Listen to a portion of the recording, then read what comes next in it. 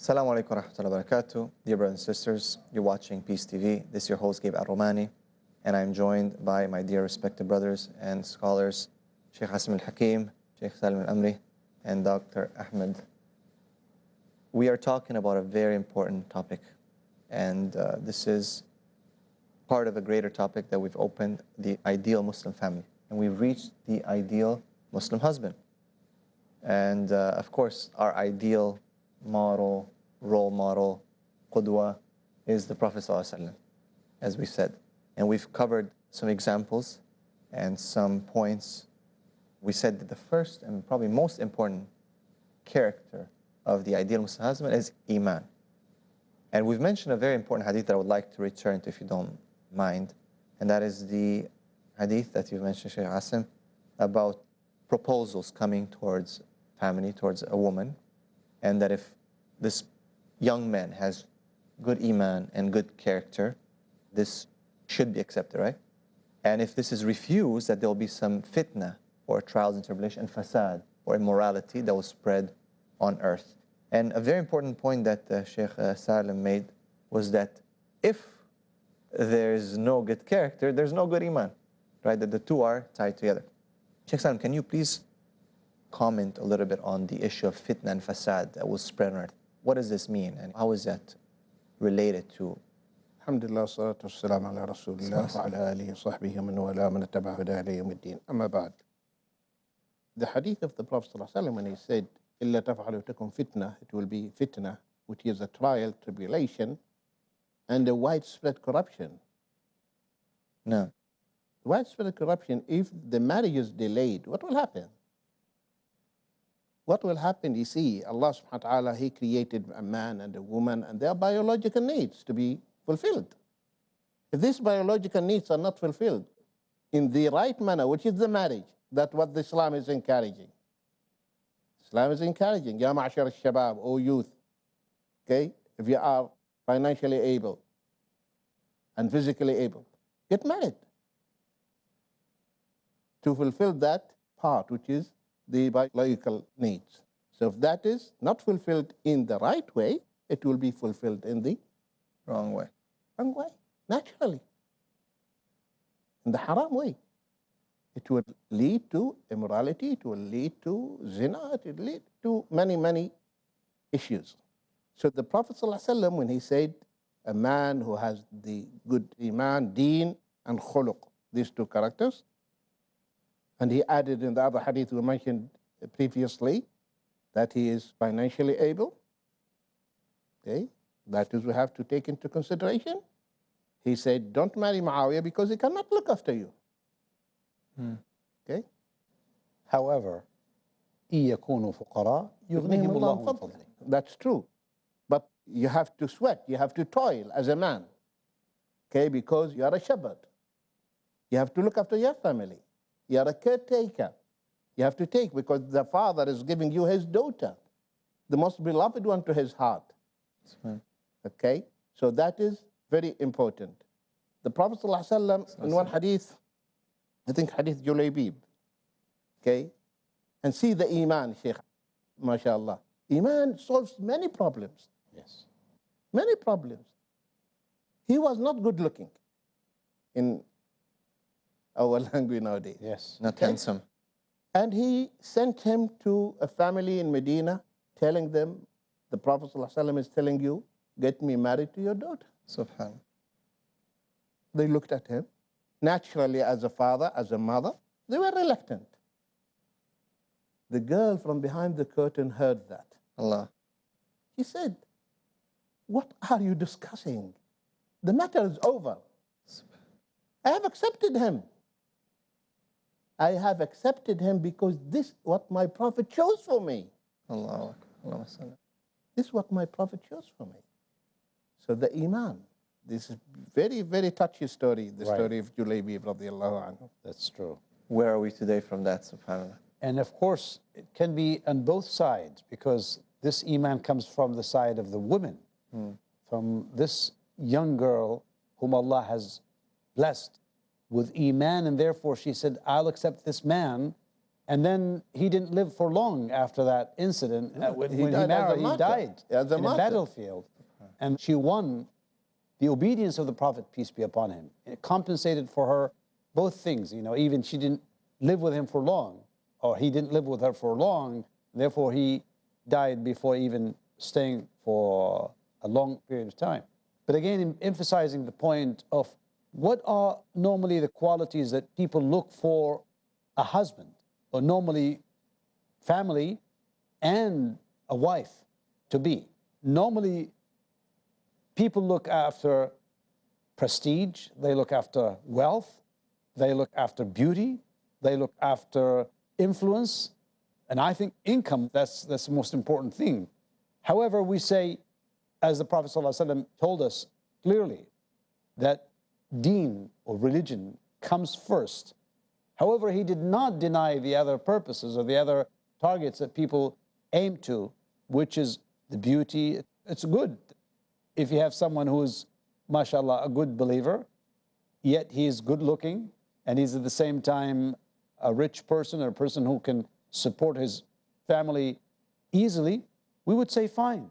So I think normally you need to look for someone who suits your situation, someone probably from the same level, because as the scholars discuss this issue in the books of fiqh, they always talk about matching, which is very, very important. Compatibility. So that you can find someone who's suitable to you in the sense of probably your level, your tribal, or your cultural status in the society.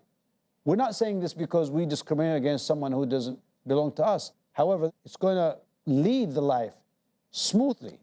So the ideal husband is someone who seeks the suitable wife, and of course, the suitable wife would find the husband the right one to be. What would be another characteristic? Yes, I would like to add that nowadays among the sisters and the brothers, the idea of an arranged marriage is not acceptable. And this is new to the Muslims. Throughout the history, the parents are the ones who facilitate. I think, Sheikh, though, that people have a misconception, though, about what arranged marriage means, right? They tend to think that it's forced. It's not forced marriage, this no. is something That I said to facilitate. No. Okay? To facilitate. Sayyidina Umar ibn Khattab, he is the one who looked for a husband for Hafsa. Subhanallah. And he went to Uthman and to Abu Bakr, offering his own daughter. No. And this was the practice of the Muslims throughout the history. The parents, they cannot force you, but they can help you. Yes. But for you to choose by your own self and following your own emotions, at a few months you come crying, Daddy, Daddy, help me out. What is this? Because you don't want to listen. No. You And don't in want the end of the day, marriage is not just between husband and wife. It involves a life, much The whole larger community. group, a community. The Subhanallah. families. families. And Subhanallah.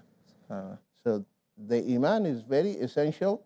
And here, I'm talking about brothers. MashaAllah, his iman is here and her iman is here. And he is expecting her to be here. And he doesn't want to exert any effort to bring her up. Bring her up. No, you have to give her the hand. You have to educate her. One of our mashayikh, he passed away, rahimahullah ta'ala.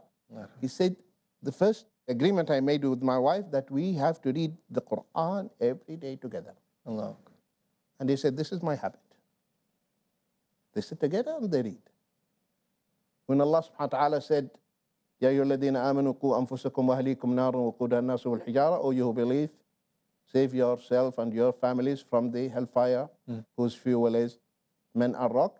Sayyidina Ali said that you educate your wife, you educate your family. So that's how you build up her iman and bring her up. Sheikh Hassan, you wanted to elaborate a bit more about fitna and the fasad specifically. See, it's not an issue of elaboration rather than it is to look at reality. A boy proposes to a girl. He's rejected. What are the consequences? The boy will look for haram relationships. Yes. The girl would look for haram relationships. The standard of getting one married would be so high, the benchmark that 80, 90% of the people will not be able to reach until so many tribulations and immoral acts take place. And this is why the more the age of the boy and the girl is delayed, the more corruption we have. If a boy marries when he's like 28 or 29 years of age, what is he doing since he reached the age of puberty until that time? You tend to tell me that he was fasting a day in and a day out. He was lowering his gaze. The means of fitna is everywhere. And this does not only indicate the immoral acts in the society, it indicates that the means of judging things are different than what they're supposed to be in the time of an Islamic era. We're going to have to take a little break. We'll come back after this. Peace TV. This is your host, Gabriel Romani. God is great. Welcome, Ramadan. This is Dr. Jonathan Cazalas wishing my dear brothers and sisters in Islam a blessed and beneficial Ramadan. May Allah Azza wa Jal make us from those who take full advantage of this month, thereby strengthening our taqwa and having our sins forgiven. It is Ramadan. It is Ramadan.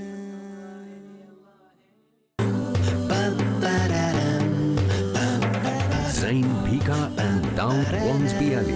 Hey kids, time is very precious. This life is a gift from Allah. Utilize this gift for here and hereafter. Enjoy this gift in the light of the Quran and Hadith. Enjoy Islam with us, Zain and Dawood. Enjoying Islam with Zain and Daud. Tomorrow at 2:30 p.m. and repeat telecast at 3 a.m. India on Peace TV. Where truth is hidden, misleading quotations create confusion. Where truth is hidden, lack of knowledge and wisdom cause upheaval and commotion. Where truth is hidden, manipulated scriptures and twisted facts emerge. This very hidden truth creates false propaganda, mayhem, chaos, disorder, and turmoil in our lives and the world order. But is there anyone with courage and wisdom? What is the truth, and who has the courage to expose it?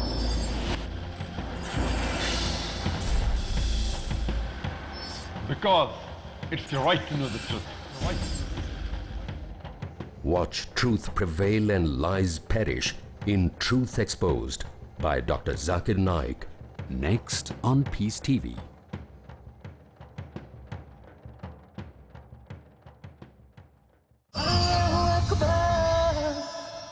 God is great. Bismillah ar-Rahman ar-Rahim. Welcome back. We just had a break. We're talking about the importance of Iman in a Muslim husband.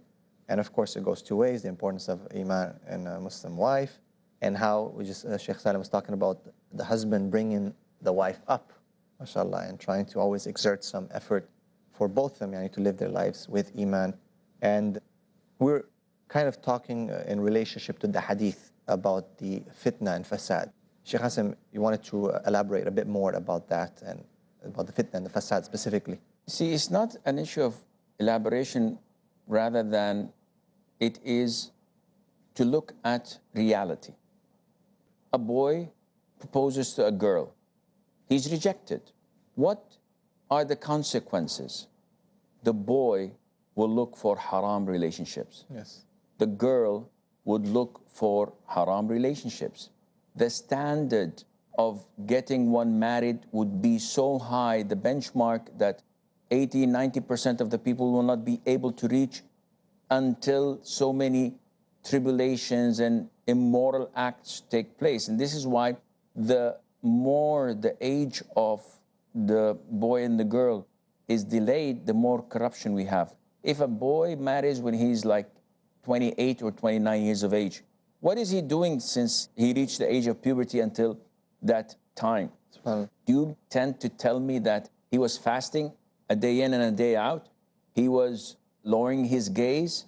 The means of fitna is everywhere. And this does not only indicate the immoral acts in the society, it indicates that the means of judging things are different than what they're supposed to be in the time of an Islamic era. Now, people are not judging you by your character or by your Islamic commitment or by your moral conduct. They're judging you according to what car are you driving, and I heard this by myself. You know, when a person proposed to a girl, the first thing that the girl asked her father, what car is he driving? So I would accept that this maybe like 6-7 centuries ago, she wanted her suitor to be her knight in his shining armor. But is he driving a Honda? No, this is not my type of guy. Is he driving a Beamer or a Ferrari? Wow. So the standard of judging over things is way different than what it's supposed to be. And this is why marriage is being so severely affected in the Muslim world, because the benchmark is so high, not on the religious aspect, but on the materialistic world. So I want to get married, she has to be Miss Universe. Right. If she's Miss USA, okay, I may think of that, but nothing less. And the poor thing has the same from the woman.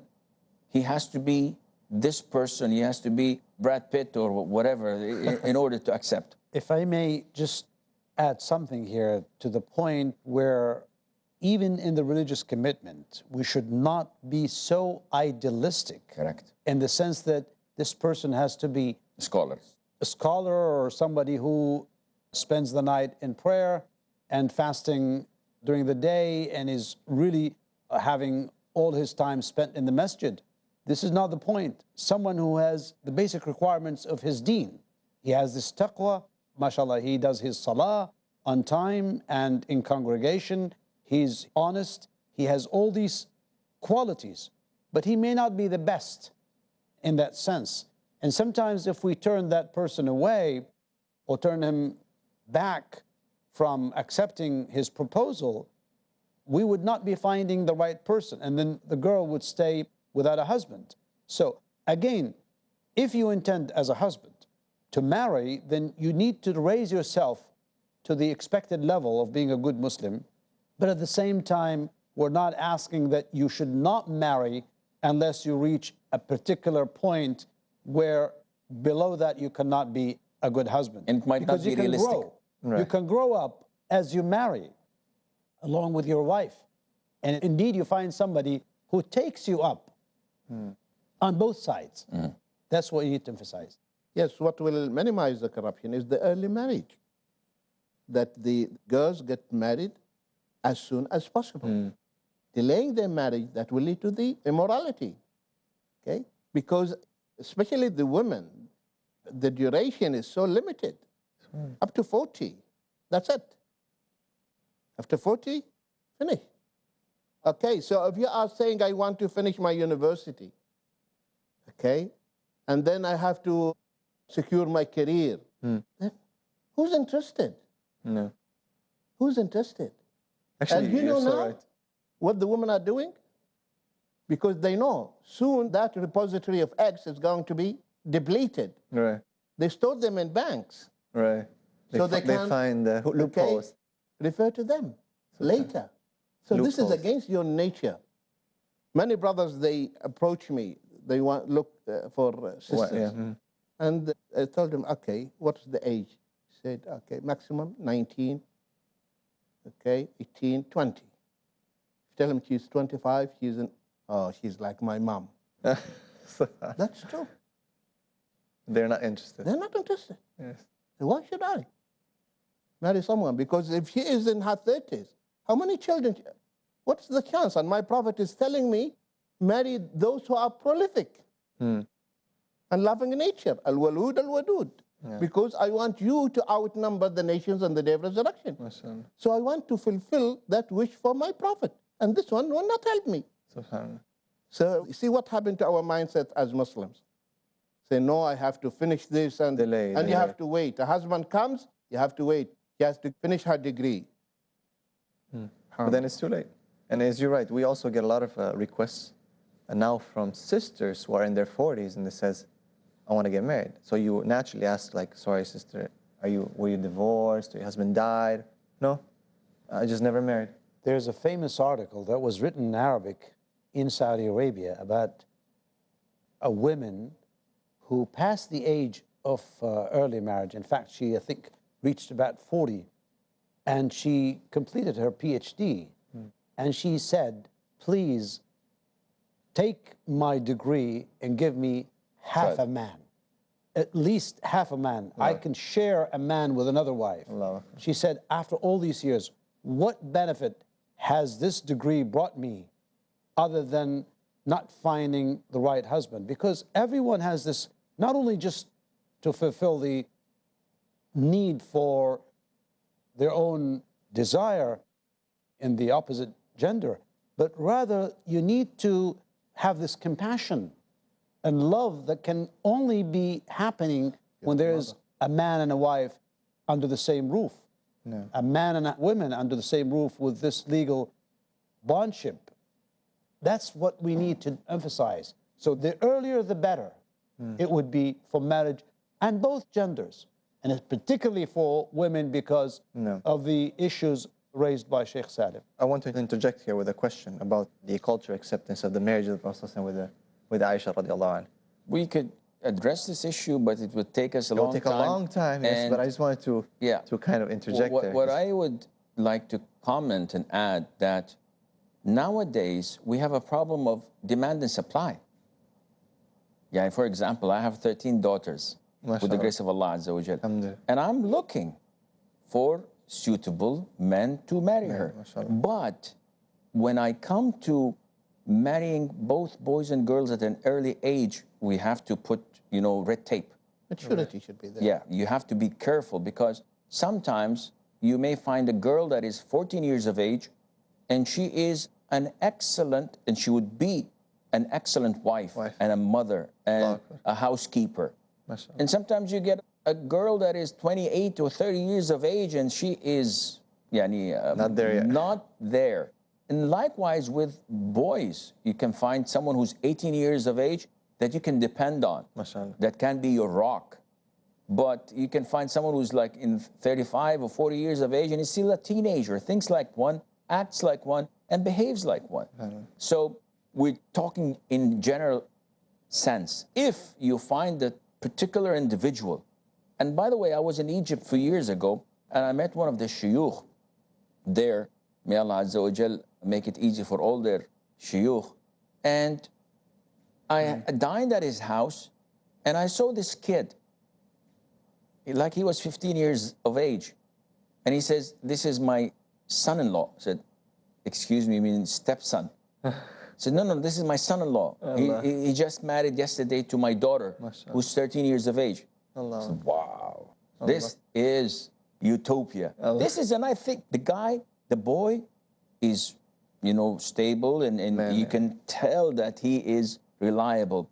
And the girl most likely is likewise, otherwise her father would not give her in marriage. But imagine if we manage to do this and their children grow up, this would be an ideal home of a Muslim family. MashaAllah, Jazakallah khair. Dr. Ahmed Ibn saifuddin, Sheikh Saleem Al Amry, and Sheikh Assim Al Hakeem. Beautiful things. I hope you, the audience, are taking benefit. I hope you, the audience, both brothers and sisters, are watching this and taking notes and following, and inshallah, hopefully applying these things, because that's the main purpose of our discussions here, to give you something that, bi'idhnillah, you can apply. We'll see you on another episode. This is your brother, Gabe Al-Romani. Assalamu alaikum wa rahmatullahi wa barakatuh. Season comes and